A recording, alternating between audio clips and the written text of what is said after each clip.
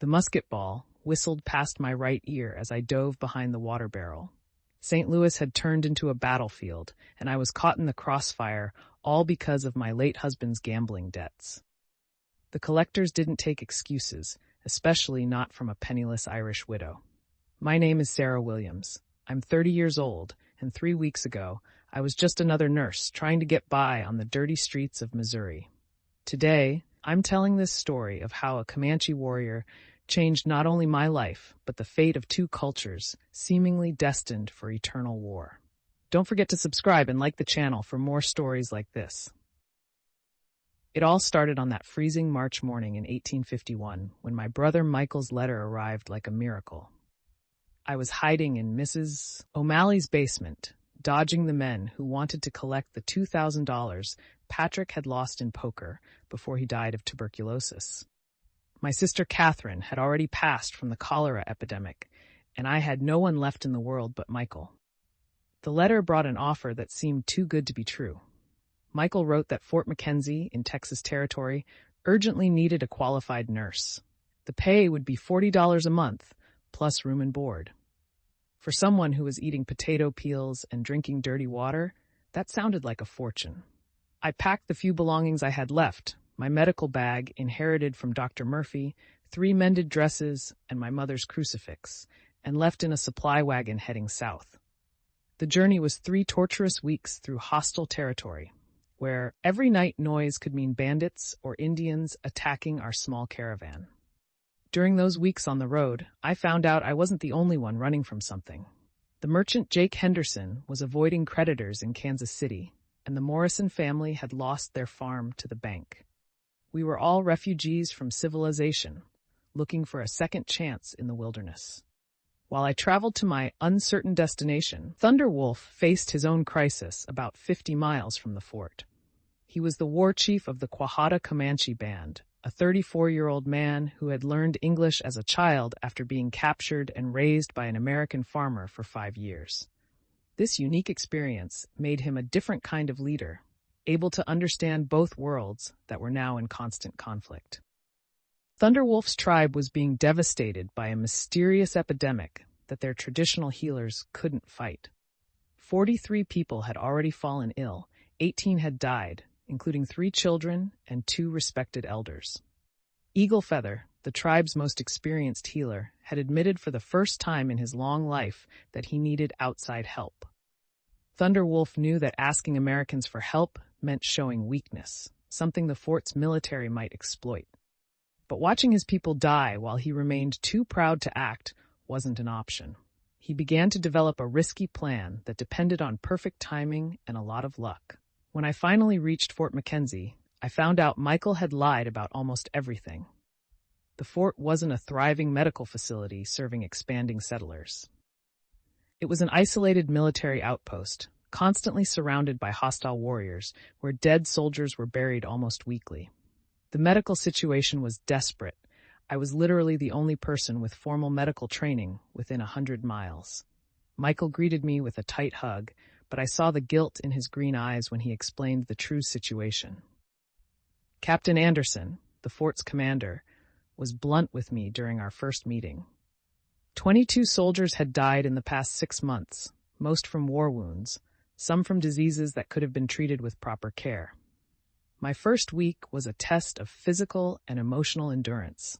I treated bullet wounds, severe infections, cases of dysentery, and even a soldier who had been attacked by a bear. The sanitary conditions were terrible, there wasn't enough medicine, and I worked 16 hours a day trying to keep the men alive. It was during my second week that everything changed drastically. Private Brooks, a young soldier from Ohio who liked to go on solitary patrols against direct orders, didn't return from a scouting mission. We found his horse wandering near the river, but no sign of him. Captain Anderson organized a search, but we all knew Brooks was likely dead or captured by the Comanche. 3 days later, a lone warrior appeared on a hill near the fort, carrying a spear with a white cloth tied to its tip. He shouted something in his native language, then repeated in perfect English, "Message for the medicine woman. Meeting at Willow Creek at noon." Captain Anderson initially refused to let me go, but the message had been specific. The warrior wanted to speak with me, not with the military officers. This was unusual enough to spark curiosity even in the most experienced soldiers. After much debate, Anderson agreed, as long as I was accompanied by an armed escort. The meeting at Willow Creek was unlike anything I had imagined. Thunder Wolf appeared alone, riding a magnificent pinto horse, wearing traditional clothes but carrying modern weapons. He was tall, muscular, with visible battle scars on his arms and chest. His dark eyes studied me with intelligent curiosity, not hostility. He spoke first in fluent English, with only a slight accent that made his voice even more interesting. "You are the medicine woman from the fort. I am Thunder Wolf, war leader of the Quahada people. I have a proposal that can benefit both our peoples." I kept my voice steady, despite my nervousness. "Where is Private Brooks?" Thunder Wolf smiled slightly. "He is safe and will be released if you agree to help my people. We have a sickness our healers cannot cure. Many have already died. I need your medical knowledge." The proposal was riskier than anything I had faced.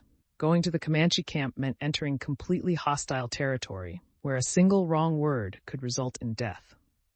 But the chance to save lives, both that of the captured soldier and the sick people, was an opportunity my conscience wouldn't let me refuse. Thunder Wolf explained that the disease had started 3 weeks earlier, right after his people had traded with Mexicans coming from the south. Symptoms included high fever, intense headache, red spots on the skin, and delirium. From the description, I suspected typhoid fever, a disease I had treated during my time in St. Louis. I negotiated the terms carefully. I would go to the camp for 3 days initially, accompanied only by a soldier of my choice. In exchange, Private Brooks would be released immediately, and Thunder Wolf would guarantee our complete safety throughout the period. If I could help with the epidemic, future discussions about cooperation would be possible. Captain Anderson was furious when I returned with this proposal, but the fort's strategic situation was desperate enough for him to consider unconventional options. Our supplies were low, soldier morale was at rock bottom, and any chance of establishing peaceful communication with the local Comanche was worth the risk. 2 days later, I rode my horse with a full medical bag and followed Thunder Wolf to his camp. The soldier who accompanied me was Sergeant Martinez, an experienced veteran who spoke Spanish and had experience negotiating with native tribes. The Comanche camp was larger than I had expected, with about 200 people living in teepees arranged in organized circles. The social organization was impressive, but what immediately caught my attention were the obvious signs of illness. Many people looked weak, some coughed as we passed, and I noticed several areas where the smell of recent death still lingered in the air. Thunder Wolf first introduced me to Eagle Feather, an elderly healer with long white hair and wise eyes that seemed to see through one's soul. Eagle Feather initially showed skepticism towards my methods, but when I explained my experience treating similar epidemics in St. Louis, he agreed to collaborate. My initial assessment confirmed my suspicions. It was definitely typhoid fever, likely transmitted through contaminated water or poorly prepared food. The disease had spread rapidly due to close community living conditions and lack of knowledge about contagion prevention. I immediately began implementing basic sanitary protocols. I separated the sick from the healthy, established quarantine systems, and taught hygiene practices that could prevent further contamination. Eagle Feather observed everything with growing interest, asking intelligent questions about my methods. The treatment itself was limited by available medications, but I was able to use hydration techniques, temperature control, and nutritional care that had proven effective in similar cases. More importantly, I was able to explain to the entire tribe how to prevent future epidemics through water, food, and personal cleanliness. During these first days at the camp, I began to understand Thunder Wolf as a leader and as a man. He visited each sick person daily, knew everyone by name, and always made decisions in consultation with the tribe's elders. His genuine concern for his people's well-being was evident in every action. Even more impressive was his strategic intelligence. Thunder Wolf perfectly understood that his tribe's survival depended on finding ways to coexist with the Americans who continued to arrive in increasing numbers. He saw our medical collaboration not only as a solution to the current crisis, but as a possible model for future cooperation. On the third day, we achieved our first major success. Little Bear, Thunderwolf's 12-year-old nephew who had been close to death, showed clear signs of recovery after 2 days of intensive treatment. His fever dropped, he could keep liquids down, and for the first time in a week, he smiled at his uncle. Little Bear's recovery was a turning point in tribal acceptance. The women who initially looked at me with suspicion began bringing their sick children for assessment. The men stopped whispering in groups when I passed.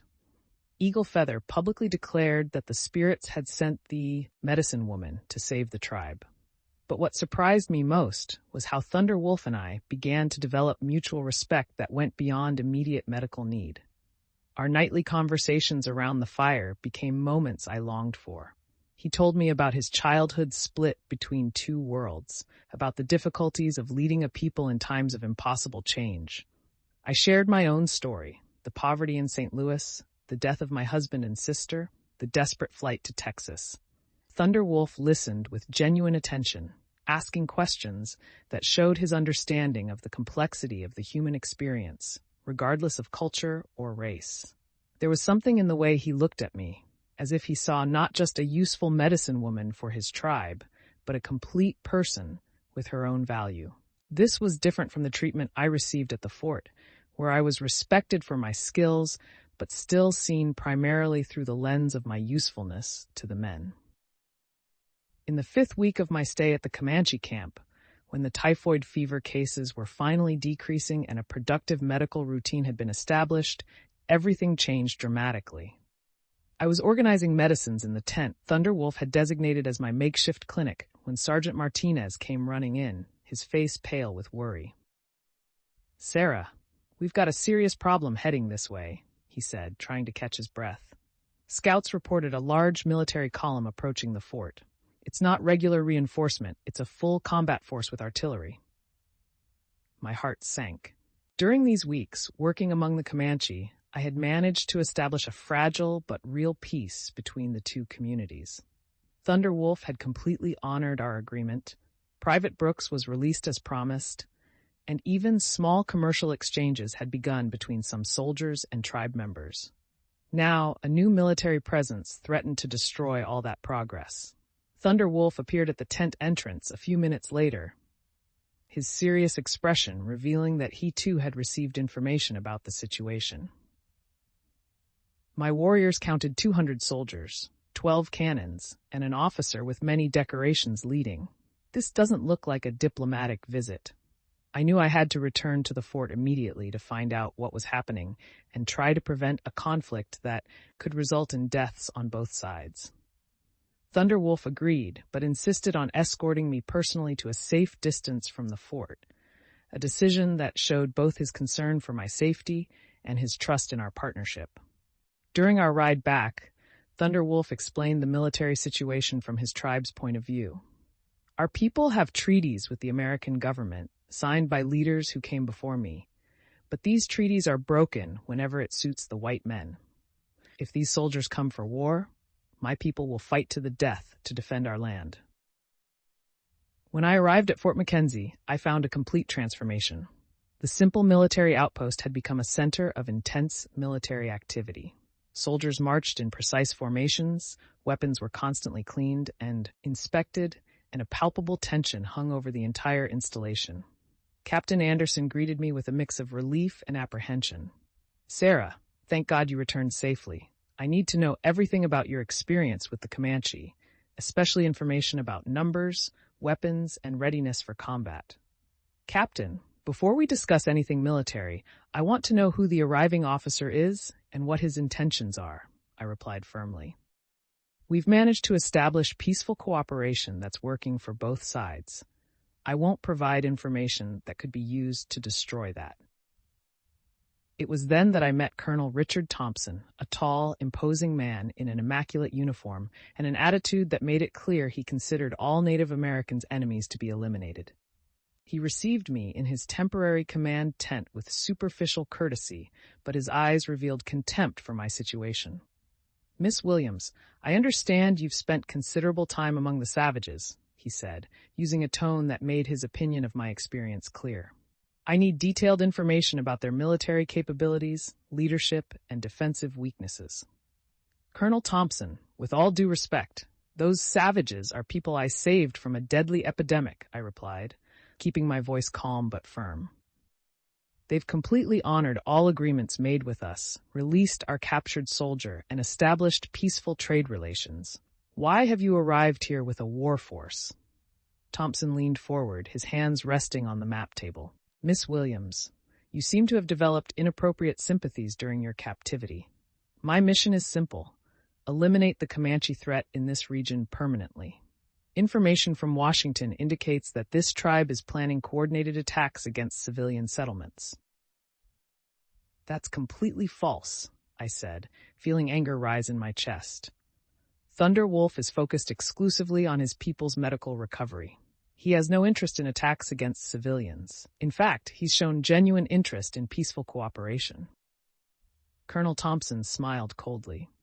Interesting that you refer to the savage leader by name as if he were a civilized equal. Miss Williams, you were sent here to provide medical services to the American Army, not to develop inappropriate personal relationships with hostile enemies. The implication in his words infuriated me, but before I could respond, a soldier rushed into the tent. Colonel, sir, Comanche messenger approaching under a flag of truce. Thompson stood up abruptly. Perfect. This will give us an opportunity to send a clear message about our intentions. He turned to me with a smile that didn't reach his eyes. Miss Williams, you will translate this conversation and ensure that our position is understood perfectly. The messenger was Brave Eagle, one of Thunderwolf's most respected warriors. He arrived at the fort mounted on a painted war horse, carrying a spear with white feathers that signaled peaceful intentions. His posture was proud, but not threatening, and he spoke first in Comanche, then repeated in basic English. Thunderwolf, chief of the Quahada, asks for meeting with soldier leader. He wants to talk peace for both peoples. He offers gifts and words of honor. Colonel Thompson listened to the full translation before responding in a voice that carried absolute military authority. Tell your chief that Colonel Richard Thompson, representing the United States Army and the government in Washington, agrees to meet with him. But make it clear that I have come here to resolve the Comanche problem permanently, either through complete surrender or total elimination.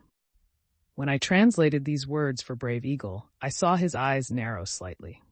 He was an experienced warrior enough to understand the implicit threat, but he maintained his diplomatic composure. Thunder Wolf comes with open heart for peace. He brings proposal that can benefit both peoples. Colonel Thompson waved his hand dismissively.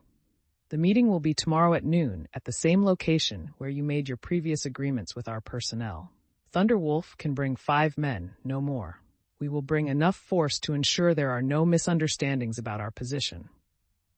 That night, I barely slept. I knew that the next day's meeting could determine whether the peaceful cooperation we had built would survive or if the region would explode into violence that would cost lives on both sides. Worse, I worried about Thunderwolf personally. During our weeks together, I had developed feelings that went far beyond professional respect. The next morning, Colonel Thompson organized an impressive display of force. 50 soldiers in battle formation, 2 cannons strategically positioned, and mounted cavalry flanking the entire operation. The message was clear. This would not be a meeting of equals, but a show of American power. Thunderwolf arrived punctually with exactly 5 warriors, all of them men I had met during my stay at the camp. He himself was dressed in his most impressive ceremonial attire, a war bonnet with eagle feathers, leather armor decorated with tribal symbols, and weapons that were clearly functional, but also works of art. What impressed me most was his complete dignity in the face of Thompson's military display. Thunderwolf showed no intimidation or fear, just the calm confidence of a leader who knew exactly who he was and what he represented. Colonel Thompson began the meeting by establishing his authority. Thunderwolf of the Comanche, I am Colonel Richard Thompson, commanding a force of 200 soldiers sent by the United States government. I have come here to definitively resolve the problems between your people and American citizens. Thunder Wolf responded in perfect English, his voice carrying a natural authority that rivaled the military officers. Colonel Thompson, I am Thunder Wolf, chosen by my people to speak for them. I have come here to discuss peace and cooperation, as we have shown to be possible through the work of the medicine woman. Ah, yes, Miss Williams, Thompson said, looking in my direction with an expression I couldn't fully interpret. Your presence among the Comanche has created an interesting situation, but now the time has come to resolve issues more important than medicine. Thunder Wolf turned to look at me directly, and I saw in his eyes an intensity that made me realize he was about to do something that could change everything. Colonel Thompson, the medicine woman, Sarah saved many lives of my people. She worked with our healer Eagle Feather to create new medicine that none of us knew before. She showed that different peoples can work together for the benefit of all. Very touching, Thompson replied with obvious sarcasm. But personal feelings don't change political realities. The American government cannot tolerate hostile tribes threatening legitimate settlements. You have two options: relocation to a designated reservation or resistance that will result in complete elimination. It was then that Thunder Wolf did something no one was expecting. He stood up slowly, keeping his hands visible to show he wasn't reaching for weapons, and walked a few steps in my direction. Colonel Thompson, before discussing war or peace, I want to make a different proposal. Speak, Thompson said, his hand resting on his pistol hilt. Thunder Wolf looked me in the eyes before speaking, and I saw in that moment that he was about to risk everything on a desperate diplomatic gamble. My people learned new medicine from Sarah. She learned our traditional medicine from Eagle Feather. Together, we created treatments that neither of us could do alone. I propose to expand this cooperation. Thompson frowned. What exactly are you proposing? Joint Medical Center, Thunder Wolf replied without hesitation. Neutral location where Americans and Comanche can receive medical treatment. Sarah and Eagle Feather work together, teach each other, develop better medicine for everyone.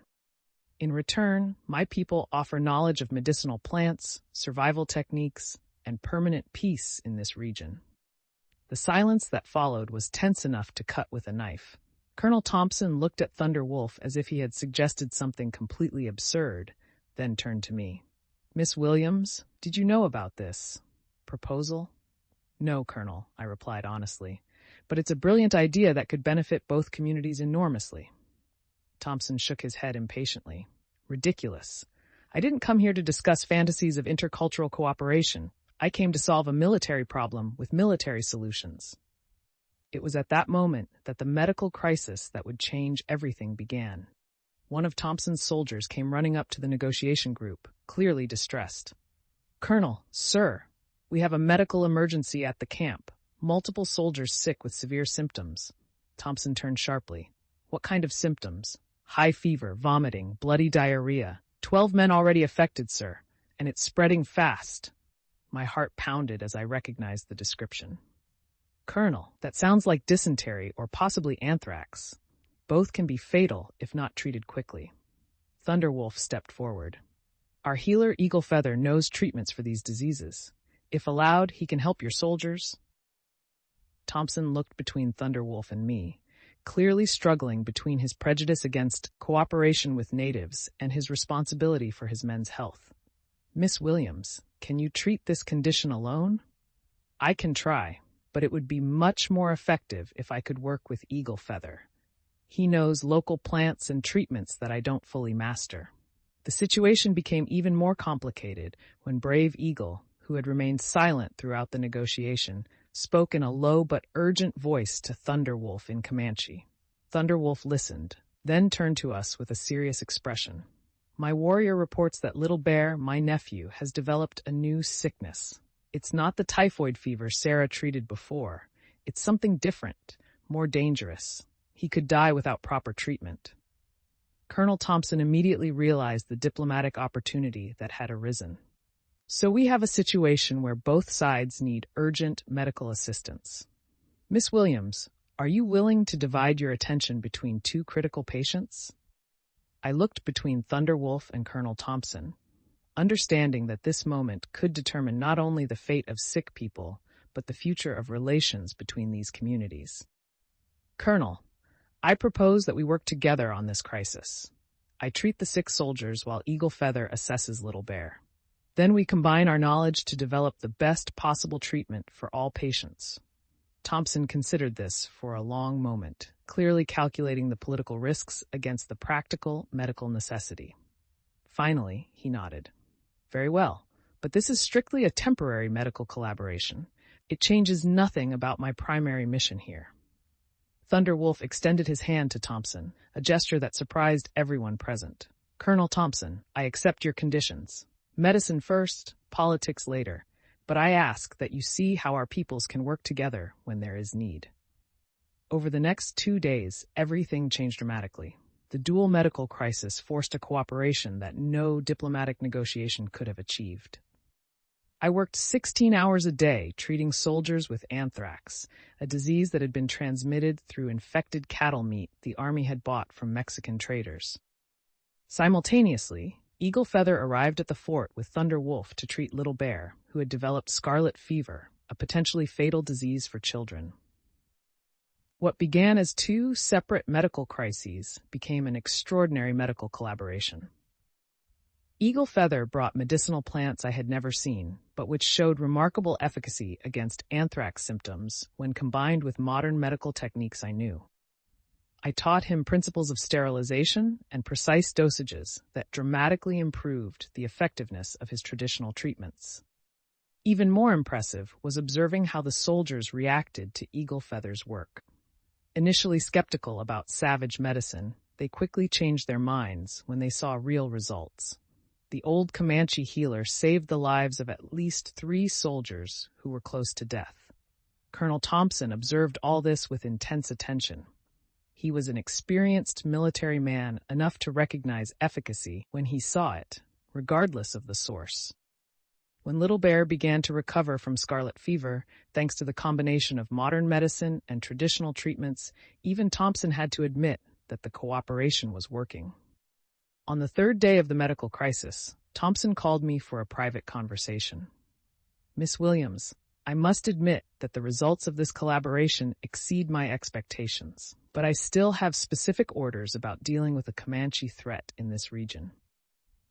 Colonel, with all due respect, what threat? I asked directly. Thunderwolf and his people have repeatedly shown their interest in peaceful cooperation. They saved your soldiers' lives. How does that constitute a threat? Thompson walked to the window of his tent, looking out where American soldiers and Comanche warriors worked side by side preparing medicines. Miss Williams, my military experience has taught me to be skeptical about Native intentions, but it has also taught me to recognize strategic value when I see it. What are you saying? He turned to face me. I'm saying that perhaps there is a third option beyond war or forced relocation. If this medical cooperation can be expanded and formalized, it can create regional stability that benefits both sides. My heart leaped with hope. Would you consider Thunderwolf's proposal for a joint medical center? I would consider it, under certain conditions, Thompson replied carefully. It would require formal guarantees of peace, the establishment of clear borders, and adequate government oversight. But yes, I can see the potential value.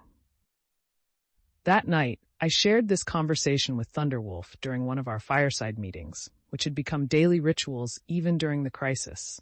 He listened intently, then responded with an intensity that made me realize how deeply he had thought about all this. Sarah, this medical cooperation has shown something important. When people work together to save lives, cultural differences become less important than shared humanity. But there's something else I need to tell you. What? Thunderwolf looked into my eyes with an expression that made my heart race. During these weeks working with you, I've developed feelings that go beyond respect or tribal cooperation. You have become important to me as a woman, not just as a healer. His words confirmed feelings I had tried to ignore, but which grew stronger every day. Thunderwolf, I've also developed feelings for you, but our situation is complicated beyond anything I've ever faced. Complicated, yes, he agreed, but not impossible. If we can establish permanent peace between our peoples, perhaps we can find a way to be together that honors both our cultures. Colonel Thompson, who had been observing our interactions with growing attention, chose the next day to make a proposal that no one was expecting. He called a formal meeting with Thunder Wolf, myself, Captain Anderson, and Eagle Feather present. After observing the results of this medical cooperation, Thompson began formally, and considering the strategic benefits of permanent regional stability, I am prepared to make an official recommendation to Washington. Thunder Wolf leaned forward. What kind of recommendation? Establishment of a joint medical post in neutral territory, staffed by both American and Comanche personnel, operating under American military supervision, but with significant operational autonomy. In return, the Quahada tribe would sign a permanent peace treaty with clearly defined borders. My heart was pounding so hard I could barely hear the rest of Thompson's proposal. This was more than any of us had dared to hope for. Official recognition of our medical cooperation and a formal structure to continue it. Thunder Wolf considered the proposal carefully before responding. Colonel Thompson, your offer honors both my people and the work we have done together. I accept your proposal, but with one additional condition. What condition? Thunder Wolf looked at me, then turned back to Thompson with absolute determination in his voice. Sarah Williams must be named the primary medical director of this facility. She has earned that right through her life-saving work in both our communities. The silence that followed was charged with tension. Thompson was clearly considering the political implications of appointing a woman, especially a woman who had developed close relationships with Comanche leaders, to such a significant position of authority. Finally, he nodded slowly. Miss Williams has demonstrated exceptional medical competence and unique diplomatic skills. Yes, I will recommend that she be appointed medical director of the joint post. At that moment, I realized we had achieved something that seemed impossible just weeks earlier. Not only had we avoided a bloody war, but we had created a model for intercultural cooperation that could be replicated in other regions of the American frontier. When the dust of the crisis settled and the immediate danger passed, I felt an exhaustion weigh on my bones in a way I never had before. But with it came a sense of accomplishment that felt stronger than any fatigue, more intense than any uncertainty. The news spread fast. The government now officially backed our pioneering medical center in neutral territory, where American soldiers and members of Thunderwolf's tribe would receive care side by side. It was more than any of us could have dreamed of just a short time ago. The center's first few weeks were a mix of celebration and hard work. Thunder Wolf and I decided that for our project to truly work and be accepted, it needed to be inaugurated with rituals important to both sides. We scheduled the opening ceremony for early spring, when the blooming earth represented rebirth and hope for everyone. The choice of location was strategic and symbolic. A valley surrounded by ancient trees, with a clear stream running alongside. There, we raised the main tent, large enough to serve as an infirmary, office, and meeting room. We hung colorful ribbons and braided leather from the beams, mixing Christian symbols with eagle feathers and Comanche art. The atmosphere reflected exactly what we were, a union of different worlds, but with a common purpose. On Inauguration Day, I woke before the sun, my heart pounding. I put on my best blue dress, embroidered by the tribe's women, and donned my mother's crucifix. Thunder Wolf appeared near the entrance, wearing a clean white shirt, a tribal bear-tooth necklace, and the ceremonial headdress made by eagle feather, especially for that moment. When our eyes met, I felt a warmth grow inside me. It was respect, admiration, and also a simple, deep happiness to share that new beginning with him. The ceremony combined the best of Comanche tradition and Christian customs.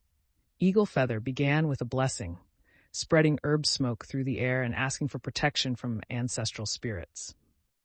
Then, the local reverend led us in a brief prayer, giving thanks for the opportunity to serve others and asking for humility for the challenges ahead. Finally, Thunder Wolf and I walked together to the center of the tent. There we exchanged simple vows, looking into each other's eyes, promising respect, fidelity, and dedication to our people and the mission that was now ours together. The wedding was celebrated with feasting, music, and food from both worlds. There was dancing around the campfire, laughter, gifts, and emotional speeches. Michael, my brother, made amends with me that night. He came to me when most of the guests were asleep, hugged me tightly, and apologized for lying about the fort's situation. "If I had known what Texas had in store for you, I would have insisted even more for you to come," he said. I will never forget that moment. Thunderwolf made sure that both rituals, the Christian and the Comanche, were respected. For him, it was a symbol that our differences didn't have to be sources of pain, but of strength. I felt that, together, we were showing everyone, even those who looked at us with suspicion or fear, that there was no single right path. The following months were intense and rewarding. We started with scarce resources, but plenty of determination. I organized shifts, created patient charts, and trained apprentices from both the fort and the tribe. I taught sterilization techniques, wound care, and medicine administration. Eagle Feather coordinated healing sessions with medicinal plants and strengthening rituals, always explaining the meaning of each herb and gesture. Slowly, our reputation grew. People came from far away, desperate settlers, indigenous families from other bands, even travelers brought by government postmen. We saved children with pneumonia, healed war wounds, treated measles epidemics, and even complicated births were successfully delivered there, with increasing success. Recognition was inevitable. Representatives from other tribes came to see firsthand what we were doing. Military delegates and envoys from the capital attended our care sessions and, for the first time, began to see the Comanche not just as enemies, but as allies and partners. Thunderwolf personally negotiated the shipment of medical supplies to the center and ensured equitable distribution among the communities. We received offers to replicate the model. First, letters came from other military posts in Texas, then from regions of New Mexico and Kansas. The government proposed funding new health units in even more distant territories. Michael, now promoted to captain, was appointed project representative to the Army to facilitate communication and logistics. I never would have imagined that, desperately fleeing St. Louis and the debts left by Patrick, I would end up there, responsible for a movement that was helping to transform the American West. The cooperation between Thunderwolf and me went beyond medicine. He taught me to understand the land, to read the signs of the weather, to use silence to hear what words don't say. In return, I shared with him anatomy books, texts on hygiene, and accounts of epidemics in the East. Our conversations extended late into the night, sometimes in silence, sometimes passionately discussing ideas to improve the center, other times just sharing dreams for the future. The medical center became a reference far beyond our expectations. There, children grew up playing together, indigenous children and soldiers' children learning from each other. White women learned to use herbs to alleviate pain and accelerate births. Wounded warriors gained confidence in the medicine of clean compresses, while soldiers began to respect purification rituals before facing battles. On Sundays, we organized small religious processions, followed by circle dances. The food was a delicious mix: cornbread from the indigenous people, salted meat from the settlers, vegetables from gardens set up by a determined group of women who formed the first local cooperative. The differences, which were obstacles at first, became curiosities and then collective pride. Over time, my leadership began to be questioned by some from both sides. There were those who didn't accept a woman, especially a foreigner, in command. Others found it dangerous to mix such distinct traditions. But with each challenge overcome, our conviction grew stronger. Thunderwolf always supported me publicly. "Sarah saves lives. Who can judge a heart that heals?" he would say. His words became a motto among the young apprentices. The center also became a school. Students learned languages: Comanche, Spanish, English. I myself became fluent in Comanche and began teaching basic math and science to young indigenous people. Soon we received books from the government and donations from progressive churches in the north. Winter came, and with it a flu epidemic, our first great collective trial after the anthrax and scarlet fever outbreaks. We worked day and night, Eagle Feather and I side by side, alternating between teas, soups, and poultices. I lost count of how many patients I treated, but I never forgot the grateful look of each patient when their fever broke and their appetite returned. At the height of the epidemic, I received an unexpected visit from Colonel Thompson. He arrived accompanied by 2 officers, but without any show of superiority. On the contrary, he brought a letter of thanks signed by the governor and donations of rare medicines, the definitive confirmation of government recognition of our work. He shook my hand firmly and said, in a gentler voice than usual, "Miss Williams, when I think of everything I almost destroyed here, I see that the future is made by people who dare to trust each other." When winter gave way to spring, peace seemed more than a truce. It was a new way of living. I was called to Washington to present our model of medical cooperation. I spoke before politicians, doctors, indigenous representatives, and even reporters from major newspapers. My speech was sincere. There is no perfect medicine, just as there is no superior culture. There are only lives to be saved, and that is only possible when we overcome fear and prejudice. Upon returning home, I was greeted with a celebration.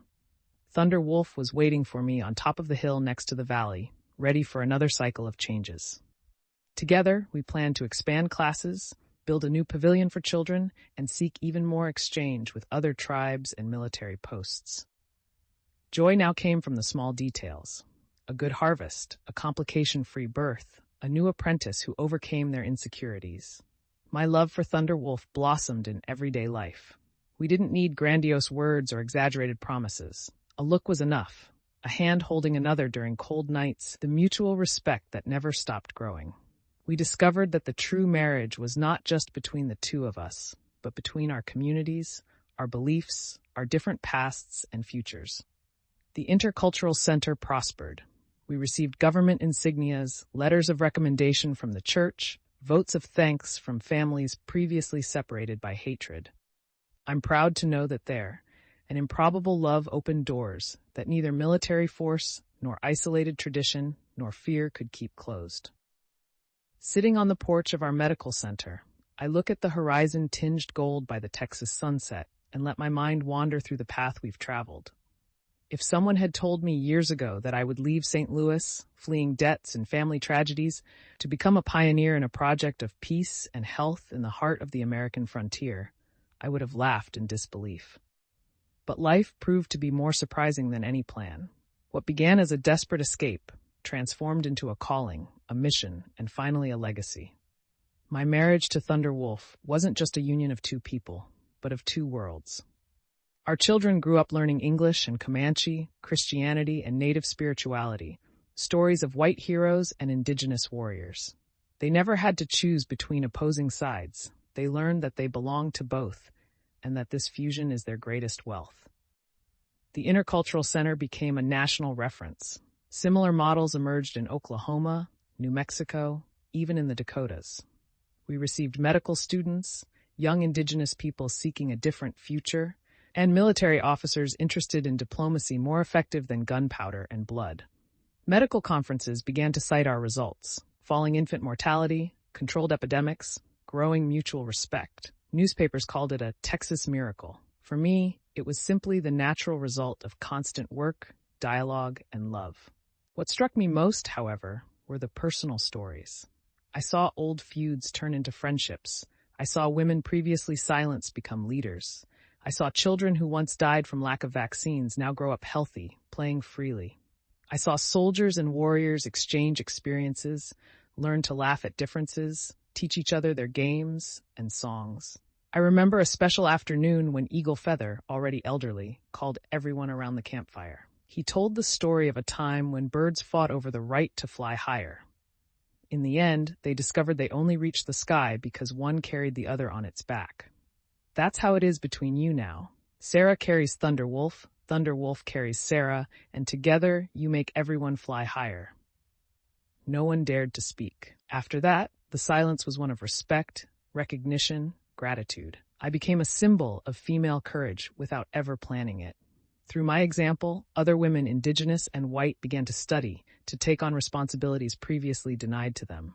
My apprentices became nurses, midwives, even doctors. Sick Comanche now sought treatment early, unafraid of the white witch.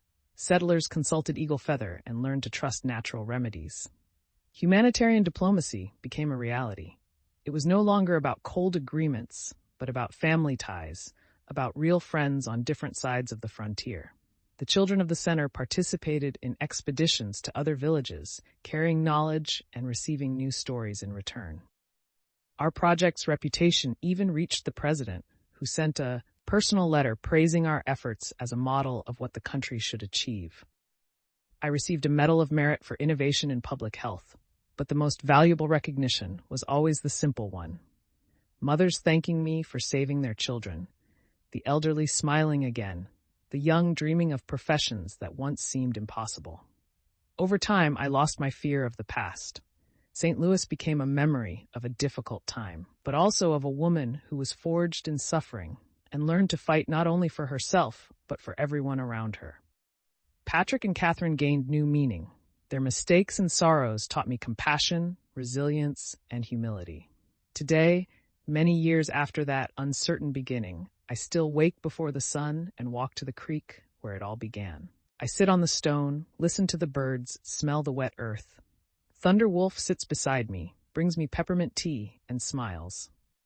Our children, now adults, wander through the field, each forging their own path, but all united by love and respect for their origins. When I close my eyes, I see the multitude of faces we helped, hear the laughter on festive nights, feel the warmth of hands clasped in moments of crisis and victory. I know that one day this center will be inherited by our descendants, and even when we are no longer here, the aroma of freshly baked bread, the sound of children playing, the pulse of life and cooperation will continue. Our legacy is simple yet revolutionary. We proved that borders can be crossed, that fear can give way to curiosity, that prejudice can be overcome with that daily gestures of trust. More than anything, we proved that love in all its forms, whether between people, between cultures, between dreams, is what truly transforms the world. Don't forget to subscribe and like the channel for more stories like this. And so we continue, pioneers of a story born from the improbable, blossoming into the impossible, and now serving as an example for anyone who still believes that together, truly, we can fly much higher than any of us could alone.